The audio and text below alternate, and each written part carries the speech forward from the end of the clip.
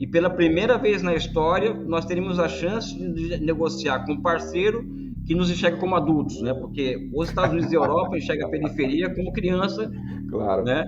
E tem que ser educada, catequizada, civilizada. A China enxerga a periferia do capitalismo, o sul global, e ela se coloca no parte do sul global como adultos na sala de jantar. Se nós sabemos lidar como adultos com outros, com nossos pares, é uma outra história. Eu acho que não, tá? Então, no caso da agenda Brasil-China, o Brasil não tem uma agenda com a China.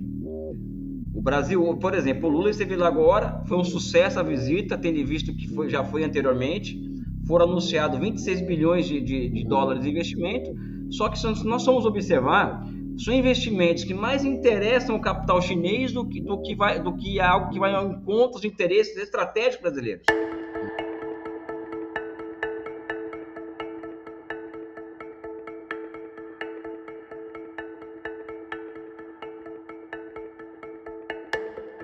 Olá, sejam bem-vindos a mais um episódio do nosso podcast Missão Desenvolvimento. Eu sou Paulo Gala e tenho a honra e a alegria de receber aqui meu querido amigo, brilhante economista, historiador, geógrafo, cientista político, dentre outras coisas mais, nosso digníssimo Elias Jabbour, que já esteve conosco aqui em outros episódios, em várias discussões muito interessantes, mas tivemos que convidar o Elias aqui de novo porque, né, o cenário muda, as discussões mudam, a gente está num contexto de mudança de placas tectônicas, né?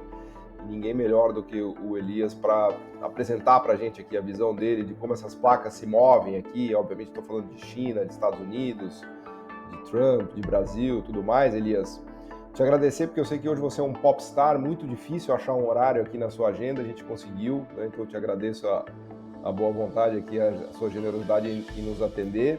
E te pedir também, se você puder, 2 minutinhos, fazer uma apresentação rápida da sua trajetória aqui, para quem não te conhece. Tenho certeza que a maioria das pessoas já te conhece, mas para quem não te conhece, se puder dar uma palavrinha ou duas aqui, e inclusive nos atualizando dos seus movimentos recentes, né, que você teve por Xangai, agora está no Rio de Janeiro, não é a sua terra natal, que eu sei que você nasceu em São Paulo, mas é a sua terra do coração, né? Mas enfim. Com certeza. Seja muito Bem, bem-vindo. pessoal, obrigado, Paulo, meu irmão, querido, de longa data, um dos maiores economistas da América Latina, né?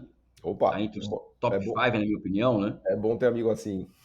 Não, eu sou muito crítico, Paulo. Você sabe que entre eu e você nós temos pontos de convergência e pontos de divergência, né? E isso não impede as nossas divergências. Nunca me pediram de ver brilho no meu interlocutor, né? E você é um cara muito brilhante, eu acho que é top 5 com certeza, na América Latina. E para mim é um orgulho muito grande de trocar ideia com um cara do seu nível, sabe? Então acho que a primeira sensação que eu tenho de estar num lugar desse é estar falando com o pessoal do BNDES e falando com um dos top 5 da América Latina. Eu acho que isso não é qualquer coisa, isso é uma conquista para mim, inclusive, né? Eu sou geógrafo de formação, não sou economista, eu fiz mestrado e doutorado em geografia, mas eu já contei essa história no Chico Pinheiro, desde a minha graduação eu mesmo fiz um curso de economia paralelo, né? De economia política, evidentemente, né? E também abordando, principalmente no final da minha autoformação, os desenvolvimentistas latino-americanos e anglo-saxões, né? Eu sou professor da Universidade do Estado do Rio de Janeiro, sou professor associado da Universidade do Estado do Rio de Janeiro, eu fui assessor econômico da presidência da Câmara dos Deputados. Recentemente eu fui consultor do New Development Bank, que é o Banco dos BRICS em Xangai, passei por lá 1 ano e 7 meses, cumprida a minha missão, eu iria voltar para a universidade dar aula, né? E só que apareceu o convite do prefeito Eduardo Paes para presidir o Instituto Municipal de Urbanismo Pereira Passos, que na verdade a missão que ele ao me chamar para cá, a missão que ele me entregou foi a de transformar o IPP em um think tank que junte urbanismo e desenvolvimento econômico. Então, legal. Nós estamos aqui com uma transição que pode durar 4 anos de transformação do IPP no think tank para pensar o futuro do Rio de Janeiro. Boa, e também transformar esse IPP em uma instituição de referência no Brasil e na América Latina no que cerne desenvolvimento urbano e econômico, né? Ele me trouxe para cá para cumprir essa missão. Eu estou aqui com muito orgulho, inclusive, né? E eu fiz parte, junto com o Paulo Gala, o André Roncalha e o Wallace Moreira, daquela turma do Conexão Xangai, que na minha visão, acho que o Paulo também concorda, foi o turning point na internet brasileira. Desde então, a internet brasileira nunca mais foi a mesma. O debate econômico na internet nunca mais foi a mesma depois que essa turma se juntou, né?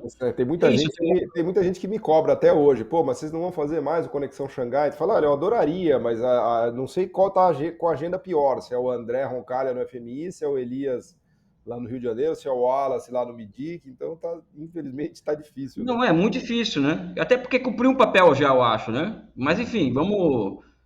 E aí, também eu lancei o meu 6 livros sobre a China, já estudo a China há 30 anos. O meu primeiro paper publicado sobre a China foi em 96, ou seja, quando a Maria da Conceição Tavares estava falando de Japão ainda, capitalismo organizado, nós estávamos já falando da China, né? Seu mestrado E qual ano foi do seu mestrado que você mestrado em estudou junto? 2005. 2005, em 99 eu fui para Paris, né? Uhum, Onde eu fiz uma especialização em geografia urbana, em que eu comparei os processos de urbanização em Pequim e Moscou, né? uhum. Mas é 2005, mas já tenho uma trajetória de 30 anos com a China, sendo que o meu último livro, dos 6 que eu já escrevi, é um best-seller de 35 mil cópias vendidas, ganhou o Cara, prêmio espetacular, hein? Special Book Award of China, e Esse o é próximo livro sai no o, final do ano. esse é o socialismo no século XXI, né? Isso, isso. E o E vai sair próximo mais um no final do ano. já tem título já? Qual é a ideia de dando aqui um Cara, insight vou para te falar Premiere? aqui dar um spoiler do possível título, né? China, vírgula, socialismo no poder. Como o Partido Interessante. Comunista construiu uma sociedade de projetamento e um governo baseado na ciência. Talvez seja, o Interessante. subtítulo é esse, né? Mas talvez seja esse o Uhum. título, o subtítulo, mas que no final quem escolhe é a editora, por conta da questão Claro, comercial e tal, né? claro. Mas a Boa. ideia é um pouco essa, para aprofundando as nossas teses sobre o surgimento, não somente de uma nova formação econômico-social na China, mas também de uma Uhum. nova dinâmica de acumulação, né? E a construção dos conceitos para poder absorver a Uhum. totalidade dessa nova dinâmica. Eu acho que essa é a nossa ideia principal nesse nosso próximo livro, né? Boa. Deixa eu começar, Elias. Assim, a gente precisaria de pelo menos umas 5, talvez 10 horas para perguntar tudo que eu queria te perguntar, mas dado que a gente tem um tempo aqui escasso, eu vou já mergulhar aqui no tema que eu acho que é o mais importante aqui da nossa conversa, que é o Brasil, né? A relação do Brasil com a China no mundo de hoje, tá? Se eu tivesse que escolher um título aqui para a nossa conversa, eu seria mais ou menos por aí, né? Relações Brasil e China no início do século XXI, né? Com a era Trump, com One Road, One Belt, tudo isso, né? E eu começaria com uma pergunta que está na moda, né? Eu tive em Nova York agora recentemente naquele Brazilian Week, né? Quando se reúnem vários empresários, investidores, muita gente da Faria Lima, né? Dos bancos, banqueiros e tudo mais. E o que está na moda lá, eu te falo, que é uma pergunta que eu tenho certeza que você é crítico, eu vou abrir já com essa pergunta, que é a ideia de que o Brasil tem que ficar equidistante, né? O que eu mais ouvi falar nessa semana lá em Nova York é que o Brasil tem que ficar equidistante entre Estados Unidos e China, né? Aliás, foi até simbólico, porque nessa semana que os empresários e a alta finança do Brasil estava lá em Nova York, estava o presidente da Câmara, o Hugo Mota, o presidente do Supremo estava lá, o Barroso, assim, aliás, debates de altíssimo nível, né? É importante dizer. Mas o governo Lula inteiro estava na China, porque foi no mesmo momento em que havia uma comitiva do governo do Lula na China, né? Então, eu só ouvi falar assim, todo o painel que eu entrava era essa conversa da equidistância, né? Eu acho que o pessoal está muito preocupado do Brasil se aproximar demais da China para a turma que estava ali dos banqueiros e dos empresários, né? Mas eu te pergunto, Elias, nós temos que ficar equidistantes dos Estados Unidos, da China? E como é que é isso daí? Onde que o Brasil tem que se posicionar nessa história, né, no Olha, momento? eu aprendi com os economistas estruturalistas brasileiros, cepalinos e tal, que o Brasil se equilibrou muito bem e tirou muitas vantagens durante a Guerra Fria e antes da Guerra Fria, Alemanha nazista, Estados Unidos, então o Getúlio foi muito hábil, tirou uma Uhum, siderurgia dessa relação, equidistante entre Estados Unidos e Alemanha em princípio. Depois o Brasil consegue, no âmbito da Guerra Fria, construir um baita estado desenvolvimentista a partir de 45 até 80, se beneficiando dessa Guerra Fria, da contenda entre União Soviética e Estados Unidos, mas uhum, uma característica que eu aprendi com pessoas como você, Paulo, é que o Brasil ele não é um país que consegue criar tendências ao seu próprio desenvolvimento, porque nós não somos nem um país socialista desenvolvido com os meios de produção estratégicos sob controle público, nem também um país capitalista desenvolvido com os grandes bancos fundidos com grandes empresas e com capacidade de criar tendências ao nosso próprio desenvolvimento e planejar essas tendências. Então, quando nós olhamos para o mundo hoje, o Juscelino, por exemplo, na década de 50, ele observa os Estados Unidos, por exemplo, e ele observa a tendência do automóvel, e a partir da tendência do automóvel, ele traz para cá as montadoras. Ao redor dessas montadoras surgem 2 a 3 mil pequenas e médias empresas ancilares a elas, e essas 2 a 3 mil empresas se transformam no maior parque metal mecânico do mundo nos anos 80. Né? O Brasil tinha o maior parque metal mecânico do mundo nos anos 80. E com essa tendência entregue do automóvel, ele conseguiu unificar o mercado interno brasileiro a partir da construção de imensas rodovias, etc, etc. E ali não houve uma equidistância entre Estados Unidos e União Soviética. Existiu o Brasil aproveitando das tendências que os Estados Unidos nos entregavam naquele momento. E hoje, quando se fala em equidistância, né, eu me pergunto, qual país entrega possibilidades futuras para o desenvolvimento do Brasil? Boa. China, Estados Unidos e Europa, né? A Europa tá com seus dilemas, não tem muito o que entregar, a não ser um acordo Mercosul-União Europeia, que nós sabemos que não é algo que é desejável, né? Os Estados Unidos também não tem o que nos entregar, a não ser a questão dos data centers e tal, que eu acho que é super interessante. Agora, o que o Brasil precisa de fato são de imensos investimentos em infraestruturas, a reconstrução das nossas cadeias produtivas, que foram destruídas durante o neoliberalismo, durante a Operação Lava Jato. E quem entrega essas tendências ao desenvolvimento brasileiro é a China, que não coloca as minhas simpatias ideológicas, não, entendeu? Então, não tem como ter equidistância quando somente um país do mundo entrega para nós amplas possibilidades ao nosso processo de desenvolvimento, e que é a China. Então, o Brasil precisa do quê? De trem de alta velocidade, é a China. O Brasil precisa de portos, é a China. Aeroporto, China. Precisa Até de tecnologias limpas, né, verdes, se você quiser. Eles estão na fronteira. Tecnologias limpas, verdes, China, ou seja, eles que podem nos entregar. A questão como ela é colocada, ela é equivocada, eu acho. Que na prova do pudim, como falam os ingleses, não tem como ter equidistância. É crescer aproveitando as tendências que a China entrega.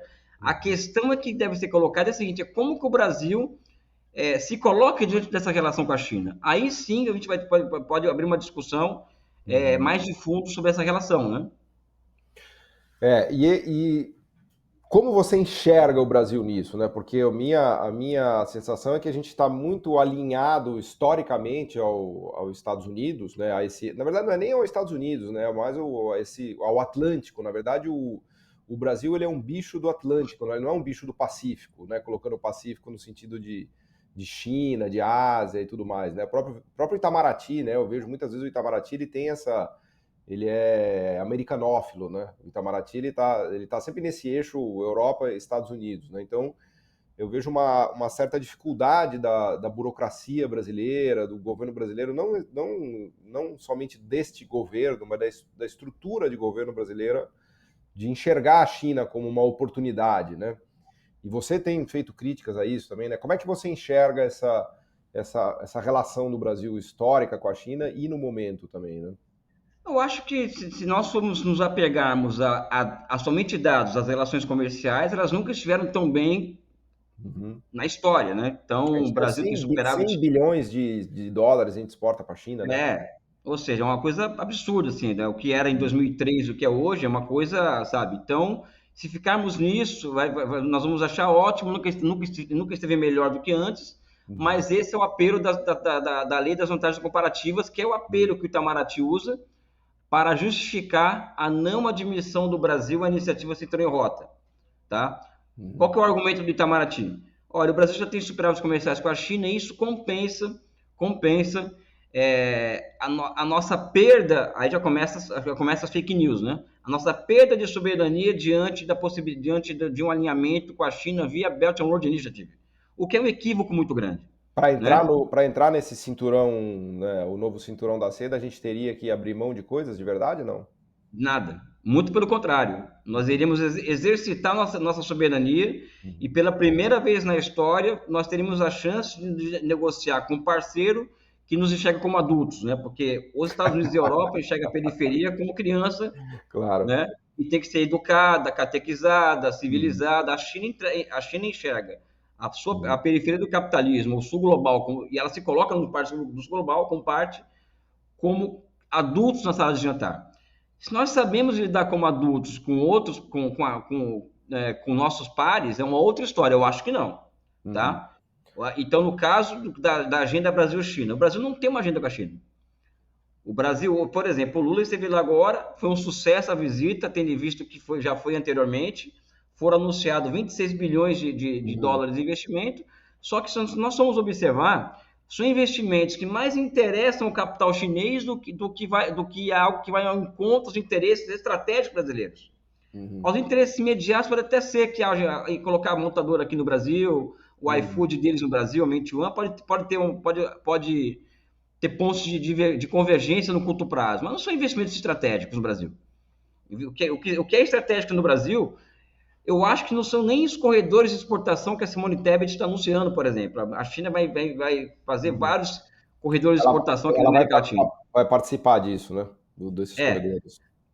Só que o problema é o seguinte, corredor de exportação é o quê? Estrategicamente, é disso que se trata, né? Ela é a perpetuação de uma condição periférica em relação à China, ou seja, isso não nos interessa. Você está falando de maneiras de escoamento de commodity de forma mais diferente, né? No fundo é isso. Né? E aí você vê, por exemplo, uma discussão que eu tenho com o prefeito aqui, o Eduardo Paes, né? Um dia ele conversando com ele, aí eu falei, ele falou, o que você acha da ferrovia bioceânica, por exemplo? Eu falo, olha, eu acho bonito, maravilhoso, só que ela pode consolidar o centro-oeste do Brasil como centro dinâmico da economia brasileira, o que significa que é consolidar algum negócio como o centro de acumulação. Do Distrito Federal para o litoral vai virar tudo favela, né? Essa é a tendência, se deixar à luz dos mercados, daí a mão cega a tocar o negócio, né? Então é disso que se trata. Então nós não temos um plano, por exemplo, com os chineses para a integração do território físico brasileiro a partir de investimentos em infraestruturas que conectem o nosso mercado interno. Essas conexões foram destruídas ao longo do tempo, as nossas infraestruturas estão destruídas, e isso se transforma em um problema de soberania nacional, inclusive. Nós não temos planos com a China, e é evidente que as pessoas não vão resolver isso em 3 meses de negociação, de constituição desse tipo de investimento, mas as cadeias produtivas anexas a elas, ou seja, isso demandaria, nós temos uma visão estratégica de nós recompormos o nosso parque de construção civil, metal mecânico, fazer joint ventures com empresas chinesas, mas as pessoas querem que essas joint ventures saiam em 3 meses. Não, isso aí demora anos para se negociar isso. Você tem exemplos, né? Elias, porque você trabalhou, inclusive, na prática disso, estando lá no Banco dos BRICS, lá em Xangai, quase 2 anos, né? E tendo estudado, assim, eu imagino que você tenha casos ou exemplos, assim, o que você poderia nos contar em termos de casos de sucesso, exemplos de sucesso com outros países? Porque a China tem se relacionado com países na África, com o Irã, com o sul da Ásia, né, Tailândia, assim. Tem coisas que você poderia nos trazer aqui como exemplo de sucesso para o Brasil se inspirar nisso, assim, né, de casos tem vários cases. O Zimbábue, por exemplo, eu sempre dou o exemplo do Zimbábue, porque traz exemplos assim de maneira concreta. O exemplo do Zimbábue para mim é o mais interessante, porque o Zimbábue é um dos países mais sancionados do mundo, ou seja, é um país que vende o almoço para comprar janta e às vezes não dá para comprar janta, ou seja, é um país pobre. Pobre, né? Renda per capita nem $1.000, deve ser uns $500 por ano. Sancionado, mas é um país muito rico, embaixo do subsolo deles, né? Eles tomaram uma decisão do seguinte: nós temos lítio aqui. Eles tomaram a decisão de não vender o lítio para os chineses in natura. Então eles começaram a barganhar com os chineses se esse lítio poderia ser ou não processado no Zimbábue. Os chineses, depois de um tempo, aceitaram e estão construindo um cinturão econômico para o processamento do lítio. Os chineses toparam fazer isso. Toparam fazer. A África hoje, depois de 25 anos de relação com a China mais estreita, né, eles estão exigindo da China em bloco investimentos em cadeias produtivas, em infraestruturas visando a conexão do mercado interno africano, não somente corredores de exportação, em detrimento de exportação de commodities, ou seja, eles estão exigindo dos chineses isso, com sucesso. Aliás, a África é o exemplo de relação com a China que a América Latina tem que olhar e estudar para ver como deve se relacionar com os chineses. Isso que você A está falando é Indonésia é a mesma fantástico. coisa. Se você puder explorar um pouco mais disso, eu acho que é legal, porque os países africanos, eles são mais fracos do que o Brasil. São muito mais pobres do que o Brasil. E a Sim. despeito disso, eles têm conseguido impor uma agenda de desenvolvimento com a ajuda da China, é isso? Não, o Níger, vamos pegar o Níger, é um país, outro país paupérrimo que acabou de Hum. expulsar os franceses de lá numa rebelião nacionalista. Eles expulsaram as empresas chinesas de lá. Não, chinesas? Chinesas. Expulsaram Caraca. chinesas por conta de mão de obra semi-escrava, aquela mesma história da BYD no Brasil. Isso obrigou os chineses a sentar com os caras, entendeu? Hum. Sabe? O Níger também é um país rico, muito urânio, De né? commodity. Obrigou os chineses a sentar na mesa, na sala de jantar com os adultos do Níger e negociar em termos soberanos com eles, ou seja, no final das contas, o Níger ainda, essas negociações ainda estão em andamento, né? Mas quem está com a iniciativa política de negociar nos seus termos é o Níger, não a China. Então, a Indonésia, por exemplo, a mesma coisa. A Indonésia, a China está com 2 cinturões econômicos lá, por exemplo, também envolvendo lítio, né? A Bolívia, aqui do lado, a mesma coisa. A Bolívia também se negou a vender lítio in natura. Então, existem exemplos e os chineses são muito duros, tá? As pessoas reclamam, os chineses são muito duros de negócio. É evidente que são muito duros. Eles fazem comércio há 3.600 anos, sabe como a coisa funciona, e teve 100 anos de humilhação, teve guerra do ópio. Claro. Então eles são muito difíceis mesmo. Nós somos facinhos. Basta ver a negociação deles com os americanos agora, que a coisa se arrasta, Com certeza. se arrasta, né? E o exemplo que eu acho que é clássico, que eu acho que acredito que seja eu, que em termos de lei a lei de tendência da deterioração dos termos de troca, isso reverte isso. É o caso do Irã. O Irã também é um país ultra-sancionado, vendendo almoço para comprar janta, passou 5 anos jogando na China contra a Índia para ver quem entregar uma malha rodoviária, uma malha ferroviária, o metrô de Teherã, mais as cadeias produtivas anexas à segunda revolução industrial. Quem ganhou foi a China. Um acordo de 30 anos de que eles vão fazer esses investimentos em troca de petróleo. E o que aconteceu com o Irã? O Irã transformou o petróleo em um ativo estratégico, né? Ou seja, é o que nós temos. Então, nós vamos usar isso aqui para negociar com o resto do mundo. O Brasil poderia fazer o mesmo. O Brasil tem terras raras, né? Minerais de transição estratégicos, né? Não, muito. Mas o Brasil poderia fazer o mesmo com soja, minério de ferro e petróleo. Ou seja, isso aqui nós temos e vamos transformar isso em ativo estratégico e vamos usar isso para negociar com os chineses, com os americanos, quem quiser que seja, tiver que seja. Só que para isso você tem que montar novos marcos institucionais que não existe correlação de forças políticas para isso aqui no Brasil, né? Mas o que fica de fato é o seguinte: o Brasil não tem uma agenda para a China de fato, uma agenda estratégica. Nós temos o Itamaraty, que na minha opinião, vou falar aqui o que eu acho, é uma corporação de ofício atrasada que parou na década de 90. Caraca. E que ela passou a ser uma instituição que travam, por exemplo, uma política sul-americana para o Brasil, uma política africana para o Brasil, e travam uma relação com a China mais de que eu chamo, uma relação que nos levasse a ter com a China uma integração produtiva total com a China, assim como a China tem com a Rússia, por exemplo.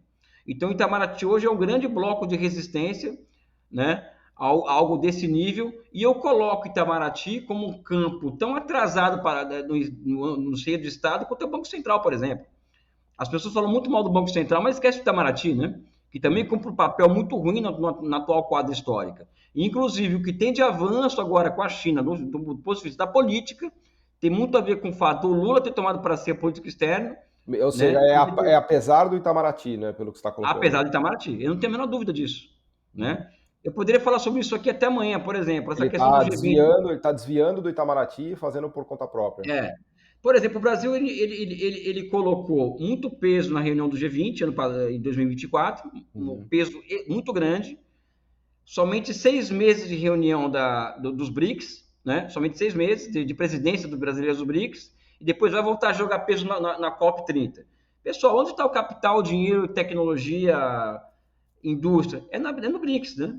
Claro. E a gente está levando isso como se fosse um fardo para nós, por exemplo. Esse, inclusive, é o nível é o nível das conversas de corredor de Itamaraty. O BRICS não é importante. Caramba. Né? Importante é COP, importante foi G20. Né? Então, Isso é muito complicado hoje o papel que o isso é Itamaraty faz. simbólico, né? É simbólico do que você está falando, né? Porque se o BRICS é a grande oportunidade, né? Muito mais do que G20, do que COP, né?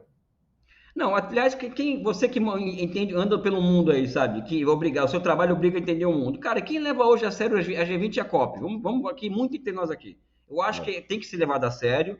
O ah, Brasil tem que apoiar esse tipo de iniciativa por conta ah, de uma agenda multilateral.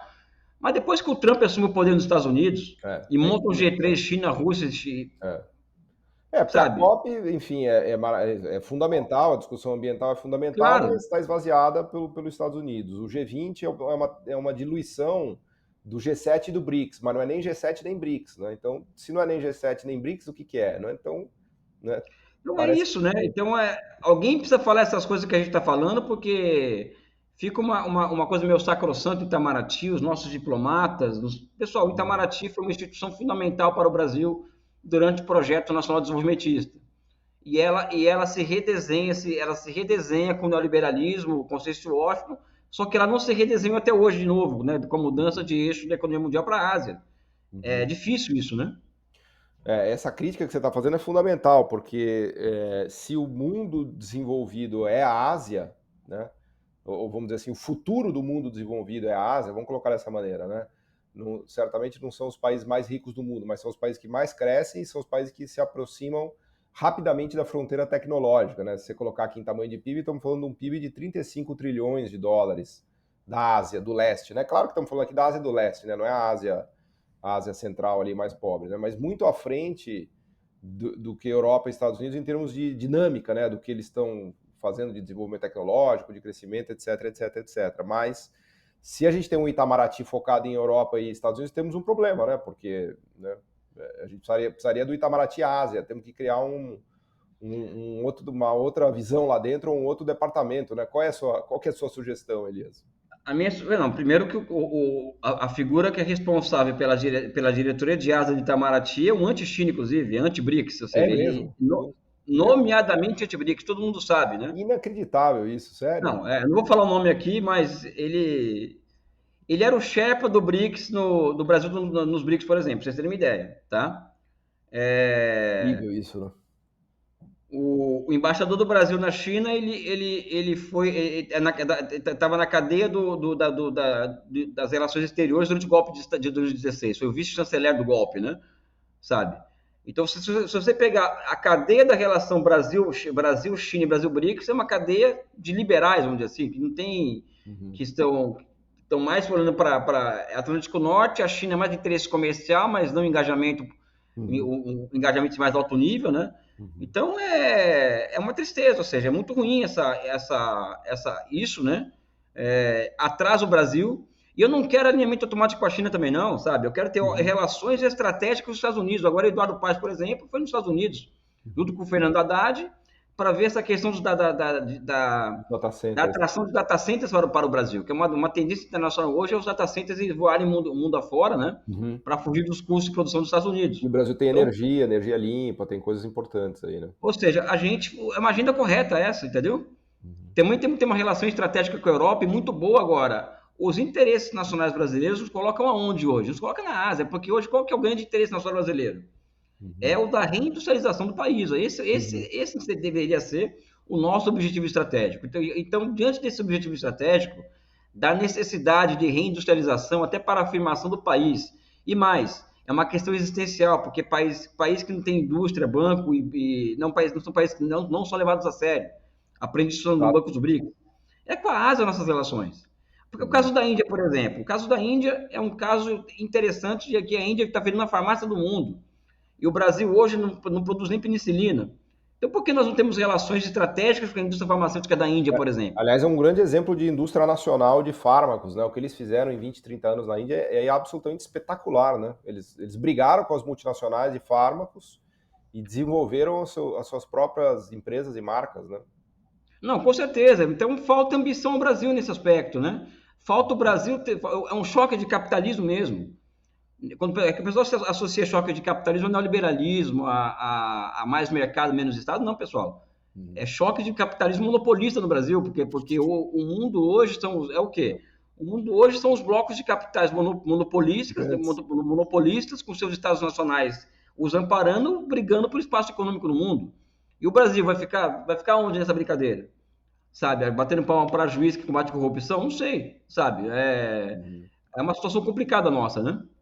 Agora, o que você está colocando, Elias, e que eu concordo, gênero, número e grau, é que assim, o grande destino de commodities de exportações brasileiras é a China, né? Então a gente exporta 100 bilhões de dólares para a China, 30 bilhões de, sei lá, de soja, 30 bilhões de minério de ferro, petróleo, né? E o problema é que, assim, todo mundo que está ligado a essa relação Brasil-China ganha dinheiro com isso e está feliz com isso. Inclusive o próprio Itamaraty nessa história, né? Porque a tendência é que, né, tem um pouco dessa discussão em time que está ganhando não se mexe, né? A tendência é que tudo se mantenha, porque a gente, por exemplo, Mato Grosso exportava 1 bilhão de dólares para a China, hoje exporta mais de 20 bilhões de dólares, né? O que você falou do Centro-Oeste, né? Então há um fenômeno de explosão do Centro-Oeste brasileiro que está muito ligado a esse veio de commodities para a China e tudo mais, né? Mas a pergunta que eu te faço é como é que a gente muda isso? Porque o que você está trazendo aqui, que eu também sou suspeito, né? Porque a gente pensa isso junto, eu concordo, é que se a gente olhar exemplos como Zimbábue, como Bolívia, como Indonésia, como Irã, né, são países que têm conseguido negociar com a China a agenda de desenvolvimento nacional, de industrialização, de investimento em infraestrutura estratégica para a industrialização, de transferência de tecnologia, né? Ou seja, não é uma agenda de levar commodities para a China, que no fundo a agenda brasileira é essa, né? Eu queria que você me corrigisse aqui, né? Como é que a gente vira essa chave? Porque não é só uma questão de Itamaraty, claro que tem uma questão de Itamaraty aqui, mas é uma questão, talvez, da própria cabeça do governo, né? Como é que você enxerga? Do bloco de poder, né? Você está no governo, né? No governo do Rio, né? Não, mas é um bloco de poder, né? O agronegócio ele é parte do bloco de poder que se instala no Brasil, que, aliás, se consolida no Brasil com o golpe de 2016, né? Então, é o agronegócio, é o capital financeiro e esse comércio, importação e exportação, que é o velho da Havan e tal, que também passa a fazer parte desse bloco.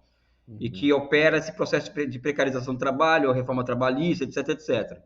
Mas o golpe, como sempre, o Brasil depende de choques externos para poder acordar, né?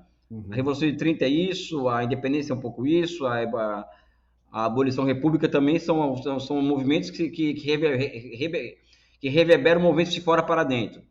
O que vai acontecer em breve é o seguinte, Paulo, a gente tinha que ter uma inteligência nacional capaz de olhar para o seguinte: a Sibéria, por conta do aquecimento global, pode se transformar na nova fronteira agrícola do mundo. Caramba, até isso vai acontecer, vai ter agricultura na Sibéria, meu Deus. Na Sibéria, e os chineses já estão pensando em trazer soja da Sibéria.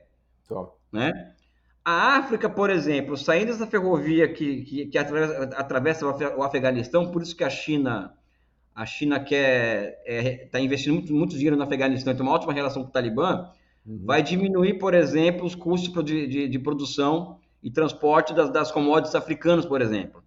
A China tem uma política muito agressiva interna de busca de... Vai passar por ferrovia pelo Afeganistão, é isso? Isso é bem Rota da Seda mesmo, né? Porque a Rota da Seda passava por ali, né? Total.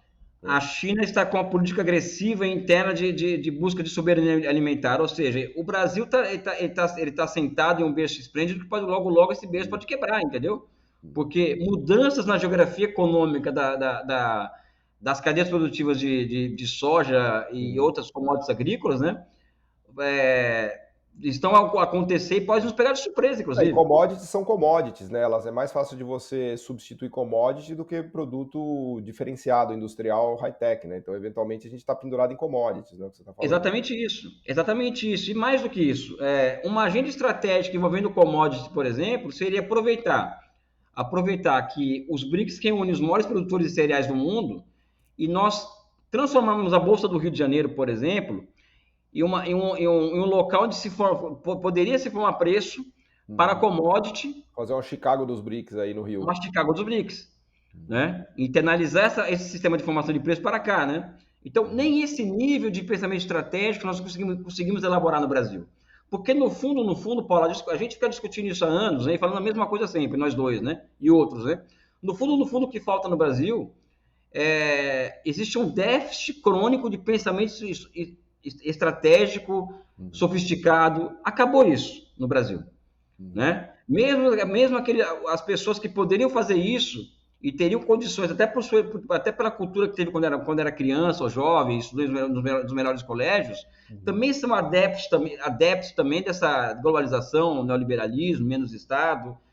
Então, a nossa corrente de opinião, a desenvolvimentista, a nacionalista, ela está emparedada no Brasil hoje. É verdade. Isso leva o quê, Paulo? Isso é a expressão do quê? Até num governo mais à esquerda, como o governo Lula, que poderia, em tese, ser mais desenvolvimentista. Porque o que acontece? Aí, indo para o campo da política, né? E evidentemente que o BNDES ele também ele recebe esses impulsos, né? Nós trabalhamos com o quê? Questão nacional, projeto nacional, industrialização, política industrial, planejamento, que são, a filosofia chama de categorias de totalidade. E essas categorias de totalidade, elas servem para o quê? Para a construção de uma narrativa e a construção de uma estratégia de desenvolvimento nacional. Só que essas categorias, elas sumiram do debate público, né? Então, você vê um debate presidencial, por exemplo, ninguém discute essas questões. Então, isso que nós estamos discutindo, que o Missão de Desenvolvimento faz, é o anti-mainstream do pensamento nacional, ou seja, isso é o anti-mainstream, você sabe? Nós estamos na resistência aqui, da rebelião, exatamente, na rebeldia intelectual. Ninguém está falando aqui em socialismo, ninguém está falando em revolução, nada disso, a gente está falando em industrialização. Né? E nem isso está no centro da pauta do debate público brasileiro, sabe?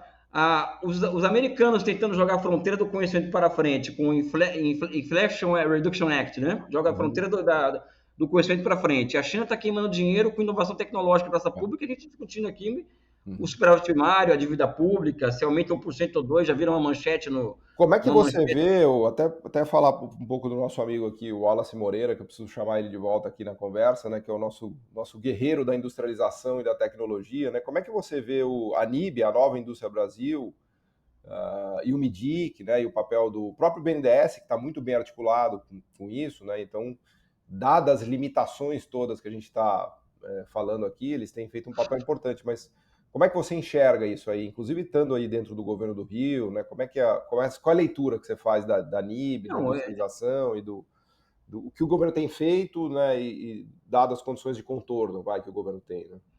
Cara, novamente eu vou recorrer primeiro saudar o Wallace Moreira, que para mim é a maior expressão desenvolvimentista dentro do governo Lula, é o Wallace Moreira. Ele é um missionário do desenvolvimento, ele claramente ele é um missionário disso. Eu vejo de forma muito positiva a Nova Indústria Brasil, o esforço que é feito para isso. O papel do BNDES nem se fala, porque onde o BNDES põe a mão, a coisa sai bem feita, porque é um nível de excelência internacional. Agora, não dá para falar dessas iniciativas sem falar do braço fiscal e monetário, né? Ou seja, nós temos isso, né? Essas iniciativas que são impressionantes, são louváveis, temos que apoiá-las, porque também só é possível dentro dos marcos de um governo progressista. Agora, não existe uma correspondência e leva inclusive uma descoordenação e uma clash institucional com o fiscal e o monetário, ou seja... Então é com o fiscal, monetário e com o Itamaraty, né? Tem 3 frentes. Fiscal, monetário e Itamaraty, né? Então é exatamente isso, ou seja, o fiscal por conta do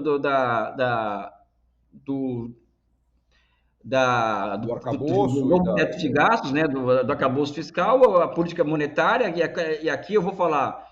O Galípolo é meu amigo, vou defendê-lo sempre, a culpa não é dele, é um sistema que está por trás dele, ou seja, não é ele que define a taxa de juros, né? Então, essas são instituições ou marcos institucionais que meio que esterilizam esse tipo de iniciativa. Entendi. Sabe? Agora, é evidente que vou olhar com bons olhos, eu vou apoiar, eu vou militar por isso, eu vou dizer, olha, o governo Lula está fazendo isso. Agora, não posso olhar árvore e não olhar a floresta. A floresta é muito clara, tem um fiscal monetário e Itamaraty que são entraves à plena realização. E jogam contra a NIB, vamos colocar assim. Não, completamente jogam contra a NIB, não tenho a menor dúvida disso, né? Sabe? Falar em industrialização, Paulo, que a gente vive numa bolha, você menos do que eu, né? Você trabalha seu trabalho se te coloca numa outra perspectiva.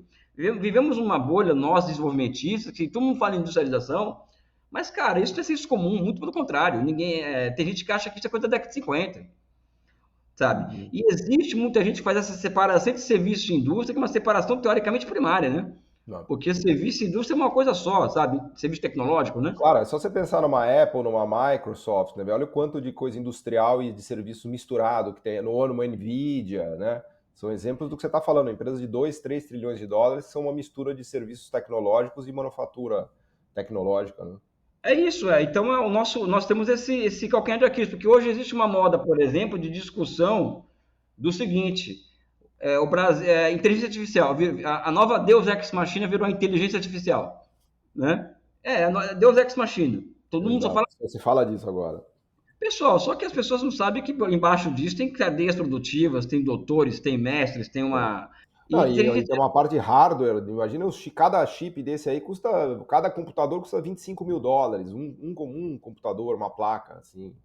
Uma parte de Exatamente, ou hardware seja, grande. e aí, pessoal, inteligência artificial não é chat GPT, não é tirar foto, não é, inteligência artificial é operar operações de oferta e demanda just in time, ou seja, não é você saber capacidade produtiva ociosa ou não, just in time, não isso serve ao processo de aceleração da planificação da economia, enfim, dessa coisa toda, não é Uhum. um negócio, uma brincadeirinha, entendeu? Mas a gente adere às modas, né? E uma boa moda só que não olha para baixo, né? Ou seja, não olha para o piso que está por trás disso, né? Que é a indústria de transformação, que é a indústria de chip, de computadores, etc, etc, etc, né? Elias, fala um pouco, eu tô me dando agonia aqui, porque eu não consegui perguntar nada e já quase acabou o tempo, mas fala um pouco aí do Instituto Pereira Passos, do seu trabalho. Assim, primeiro eu queria te perguntar um pouco lá dos BRICS, eu sei que vai ser heróico, assim, você responder em 5 minutos, mas falar um pouco do trabalho que você tinha lá no Banco dos BRICS, do que você pode falar, e um pouco do trabalho que você tem hoje no Instituto Pereira Passos, né? Qual é a ideia do Instituto, o que você está fazendo, enfim, diante desse macro cenário que a gente falou, fala um pouco agora das suas microatividades, assim. Não, o Banco dos BRICS, eu fui consultor do banco, assinei por algumas, como economista-chefe do banco, algumas oportunidades por conta Legal, da legal. vaga de economista-chefe, Espetacular isso. mas, cara, é um trabalho que, por exemplo, tinha que entregar relatório, por exemplo, vou dar um exemplo aqui, que isso posso falar, já passou a quarentena, né? Uhum. A presidenta Dilma, por exemplo, ela queria saber, por exemplo, as condições econômicas, ela queria entender da Rússia, por exemplo, Uhum. né? Então, eu fiz um trabalho, por exemplo, para ela, né? Da Rússia, desde 91 até hoje, assim, entreguei para ela, e aí nós descobrimos, por exemplo, que a Rússia está se preparando para hoje há mais de 20 anos. Para essa invasão da Ucrânia, esse A conflito. Rússia, por exemplo, poucas pessoas sabem, mas a Rússia produz mais cereais hoje do que a União Soviética na sua época. A União Soviética tinha a Ucrânia, Caramba, que era o celeiro da União Soviética. que é a Ucrânia é a terra mais fértil do planeta, né? Não é a É, Argentina, né? O o solo mais Chernozem, né? fértil. Que é o Sabe? ouro, né? O chamado ouro soviético, né? Tá naquele Exatamente, isso, exatamente, né? exatamente. Então, eu trabalhei muito com essa questão de elaboração de situações, de dinâmicas econômicas dos países membros do banco e também dos que estavam querendo entrar no banco, Uhum. né? Então, eu trabalhava muito na E construção você tinha de relatórios conversa para. com eles também, com a África, Sim, com sim. a Ásia, assim, uma Tive opção, a né? chance de conhecer os melhores economistas africanos, indianos, Que chineses, legal. russos, trocar ideias, impressões, né? E a partir disso, construir relatórios diários para suprir a presença do banco Uhum. para fins de tomada de decisão formação de opinião e tomada de Uhum. decisão no board de diretores e governadores do banco. Então, meu Uhum. papel era o de subsidiar a presidência em relação a esse tipo de assunto e também dar minhas opiniões como consultor da Uhum. situação geopolítica do mundo, né? Então, uma vez por semana, eu sentava com a presidente durante 1 ou 2 horas para discutir o Legal. mundo, né? Ou seja, o mundo está desse jeito, ou seja, o conflito em Gaza, vou dar um outro exemplo aqui, Uhum. né? Quer dizer, o conflito em Gaza, por exemplo, sem fazer nenhum juízo de valor daquilo, tá? Mas ela abriu possibilidades para a Arábia Saudita vender o seu passe mais caro, tanto para a China quanto para os Estados Unidos. Uhum. Essa já era uma avaliação que eu tinha quando começou A o Arábia conflito. Saudita cresceu nesse conflito, né? Como região de importância. Agora, por exemplo, está recebendo uma promessa, o Trump foi lá, uma promessa de 600 bilhões de Aliás, dólares. é a viagem mais importante, talvez, até agora do Trump, né? Exatamente, ou Ele seja, conseguiu, né? E modéstia à parte, uma previsão. Você estava correto aí. Tanto o Trump Modéstia à parte, eu erro muito, a gente acerta de vez em quando, né? Te ouviu e foi para lá. Acho que ele teve acesso ao seu relatório aí. Sabe? Não, tenho vários relatórios, assim, eu tenho mais de 60 relatórios escritos, assim, sabe? De 30 páginas cada um, sabe? Legal. O conflito na Ucrânia, por exemplo. O conflito na Ucrânia, ele marca, por exemplo, esse também foi uma elaboração nossa, meio que óbvia, né? Mas ia marcar, por exemplo, um rompimento, um distanciamento da Rússia com o G7 e a realização da União Eurásica, né? Tanto é que... Claro, e a aproximação da China, né? Cada vez mais, né? Desde que começou a guerra da Ucrânia, o conflito até hoje, aprofundou-se o que eu chamo de integração produtiva total entre China e Rússia. Porque aí é que está a diferença Paulo, de China e Brasil, por exemplo. Brasil, a China tem um ou dois projetos, vamos dizer aqui, 15 projetos aqui. A gente comemorando, 26 bilhões e tal, 10 projetos. Cara, a China tem mais de 3 mil projetos em andamento com a Rússia. 3 mil projetos. O que significa o quê? Que em breve vai surgir uma divisão social do trabalho entre a economia russa e chinesa. Já está surgindo, na verdade, né? Porque a China está suprindo a parte tecnológica que vinha da Europa e tudo mais, né? Então é natural. Então a presidenta perguntava, eu quero dados sobre isso, quero que você me prove o que você está falando. É o jeito da presidenta, que era a 10ª casa decimal do que você estava falando. Então isso me obrigou a estudar muitos projetos e tal, e observar o grau de complementaridade entre essas duas economias. Ou seja, isso é um papel do papel que eu tinha lá, entre outras coisas, né? Adquiri uma experiência uma experiência que não tem nem o que falar, uma experiência internacional única, né? E na China, onde é o país que eu estudo. Então, todos os finais de semana, eu viajava as suas viagens pela China fora, né? Conheci a China inteira de novo. Agora com o trem de alta velocidade é mais fácil, né? Eu fiz 2004, 2009, sem trem de alta velocidade, conheci a China inteira, todas as províncias capitais. Eu fiz de novo essa viagem. Escrevi um livro, em 26 finais de semana. Aqui no Rio já é uma coisa mais, não que seja mais modesta, né, sabe? Até porque eu voltei para ficar com a minha família, voltei para a universidade, eu achei que minha missão em Xangai foi cumprida, então, e saudade do Brasil, mas aqui o Instituto Pedra Passos, o Eduardo, ele percebe o seguinte, o Eduardo Paes, ele percebe que o Rio precisa dar o que eu chamo de salto dialético, né, ou seja, para uma nova dinâmica de acumulação mais centrada na transformação do Rio em um hub de alta tecnologia, mas também essa é a minha luta com ele, né? Porque ele é um cara muito aberto para conversar, para trocar ideia, para ser desafiado. É um hub ferroviário, um hub industrial, um hub regional, de uma economia regional. O petróleo, né? Porque está jorrando o petróleo aí no Rio de Janeiro, né? Mas é o estado do Rio, né? Não é o Rio de Janeiro, é o estado do Rio. Aí seria um desafio, na verdade, Campos, né? O município do Rio não tem tanto acesso, né? Mas é que tá. Se ele for candidato a governador e ganhar a eleição para governador, essa visão nossa se expande para o estado do Rio de Janeiro. Claro. Porque eu falo para o Eduardo, olha, se o Brasil não quer se reindustrializar, se a gente nós vamos ficar para trás, caso o Centro-Oeste se consolide como centro dinâmico da nossa economia, o Rio, nem que o Rio de Janeiro vire uma cidade-estado, vamos ter que virar uma cidade-estado, né? No sentido de uma cidade reindustrializado. Então, mas o Rio ainda tem, Elias, acho que a segunda maior indústria do país ainda é do Rio de Janeiro, não é? O segundo maior. Já perdeu essa posição. O Rio de Janeiro perdeu. Rapaz, o Brasil chegou a... O parque industrial do município já está lá embaixo. Tem um dado sobre emprego no Brasil, por exemplo, o Brasil gerou X empregos desde 85 para cá. O Rio gerou 10 vezes menos do que o Brasil gerou. Caramba, o município do Rio, né? O município do Rio, ou seja... O Estado ganhou em outras frentes, né? Foi a região de Campos, foram outras fronteiras, né? Não e é o quê? Aqui existe uma indústria de transformação no Rio de Janeiro, existe capacidade produtiva no Rio, só que os insumos estão aqui no Rio. Então o desafio é fazer uma cadeia citadina de valor no Rio de Janeiro. Né?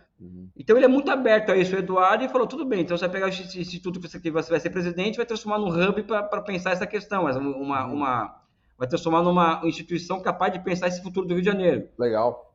Então, vai ter uma área de economia, vai estar sendo já construída uma área de economia e desenvolvimento de estratégia.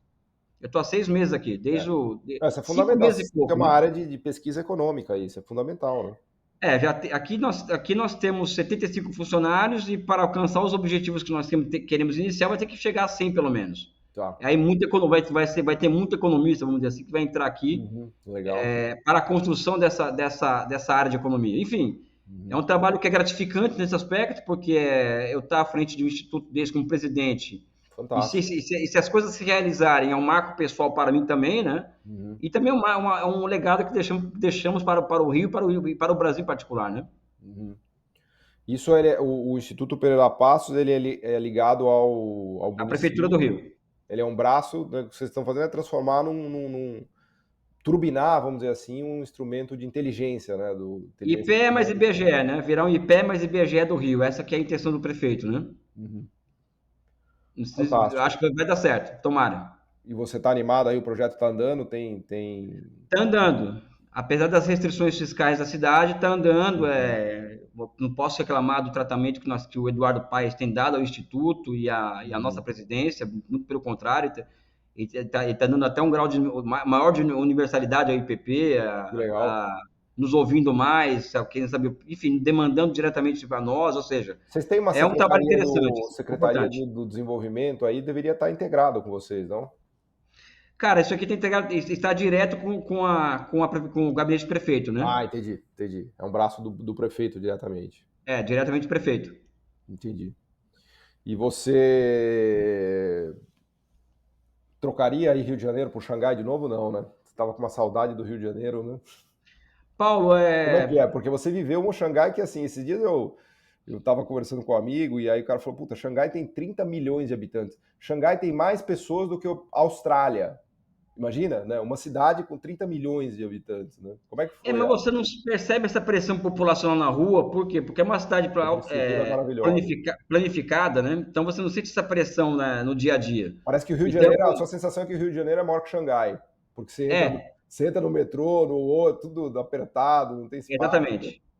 Não, em Xangai é aquela questão que o Marx coloca na natureza do macaco e do homem, né? Você quer entender a natureza do macaco, vai entender o que é mais adiantado, que é o do homem, né? Então a gente quer entender o futuro das cidades do mundo, vai ter que entender Xangai, que é uma cidade, um smart city de altíssimo padrão, altíssimo nível, né? De 30 milhões de pessoas que funciona perfeitamente, né? Cara, você pega, você não tem metrô lotado em Xangai, meu amigo. Isso é uma coisa inacreditável. Agora, você vai no metrô de Nova York, você chora, né? O metrô de Nova York você não consegue nem entrar no metrô. Você vai às 6 da tarde, tentar pegar o metrô de Nova York é inviável, assim, né? Cara, eu vou te falar uma coisa que vai deixar as pessoas arrepiadas aqui. Às vezes me perguntam a diferença entre socialismo e capitalismo hoje, né? E eu falo, olha o metrô de Xangai e olha o de Nova York, você vai ver a diferença entre capitalismo e socialismo, né? Porque só daqueles que acham que aquilo que a China está fazendo é socialismo, né? O metrô de Nova York são os únicos que acham isso, né? Mas... E olha que eu adoro, você sabe que eu gosto dos Estados Unidos, né? Eu sou fã dos Estados Unidos, mas realmente eu tenho que admitir que é constrangedor você tentar pegar o metrô em Nova York, assim. Cara, eu também sou fã dos Estados Unidos, assim, no sentido de ser uma construção geográfica espetacular, né? De ser um país, assim, que o Lenin olhava com outros olhos, ou seja, não é... verdade, ele se inspirava, sabe? Né? O Lenin se inspirava nos Estados Unidos, o Stalin ele tinha uma admiração profunda pelo Roosevelt, por exemplo, né? Então, só um idiota burro vai olhar para aquela experiência histórica e não vai admirar, entendeu? Eles tiveram várias conversas, né, por conta do contexto da Segunda Guerra ali, o Stalin e o Roosevelt, né? Acho que tem até filme dele. Tem um livro Prezado Senhor Stalin, chamado, que é um livro de troca de correspondência do Roosevelt com o Stalin, né? Legal, fantástico. É isso, cara, entendeu? Fantástico, meu querido amigo Elias Jabbour, conversar com você é sempre uma aula magna aqui, uma erudição fantástica. Infelizmente temos que terminar a nossa conversa aqui. Tá ótimo. Eu poderia ficar falando horas e horas, mas adorei aqui que eu pude matar saudades de você e aprendi várias coisas, assim. Várias coisas que eu temia, que eu acabei descobrindo que é bem pior do que eu imaginava, né? Mas enfim, é muito bom ter essa análise. É verdade incômoda, né? Onde eu tenho falado isso, tenho gerado incômodo, eu sei disso, sabe? Mas só que eu sou um brasileiro, cara. Claro, sabe? A Eu gente não tem posso que me furtar de falar o que eu penso, sabe? Sobre certas coisas, né? Eu tenho responsabilidade política, evidente. Eu acredito que o Lula ainda é a opção para 2026, não apareceu algo melhor que isso. Mas isso não me permite fazer as críticas que eu devo achar que devem ser feitas, né? Lógico. Sabe? É isso, mestre. Obrigado, Muito querido bom, amigo e saudade. E vamos nos encontrar em São Paulo em breve. Obrigado, Elias. Obrigado de coração, te agradeço. Você achar um espaço aí na sua agenda concorrida, né? Eu tenho certeza que A nossa, né? Eu vou até aproveitar para fazer aqui o agradecimento à FBNDES, que eu esqueci de fazer no começo da conversa, né? A FBNDES, que é a Associação de Funcionários do BNDES, que patrocina aqui o nosso podcast, né? E fazer o convite para assistirem, para quem gostou dessa conversa, assistir as outras conversas, inclusive as conversas que a gente tem com Elias, que se não me falha a memória, essa acho que é a segunda ou terceira conversa que a gente tem aqui, sempre nesse contexto de falar, a gente quer falar de Brasil, mas fala de China, quer falar de China, mas fala de Brasil, né? Na verdade a gente está preocupado com o Brasil, mas o Elias, né, grande estudioso que é da China, conhece muito desse processo. Então fica o meu agradecimento aqui ao Elias, à Associação de Funcionários do BNDES, e o convite para vocês assistirem também os outros episódios que a gente tem com Elias e os outros episódios sobre China também. Já temos aqui já quase que uma enciclopédia de China aqui, Elias. Pelo menos umas 10 conversas de China aqui no programa. Obrigado, muito obrigado, Elias. Show de bola. Abraço, Paulinho. O podcast Missão Desenvolvimento é uma realização da AFBNDES, Associação de Funcionários do BNDES, e vai ao ar semanalmente em todas as plataformas digitais. O programa tem direção de Felipe Peçanha, produção de Tatiana Gurgel e edição de Pedro Rocha. Para saber mais, acesse nosso site www.missãodesenvolvimento.com. Você também pode assistir a outros episódios já gravados nos canais do Missão Desenvolvimento e da AFBNDES nas redes sociais. Até a próxima!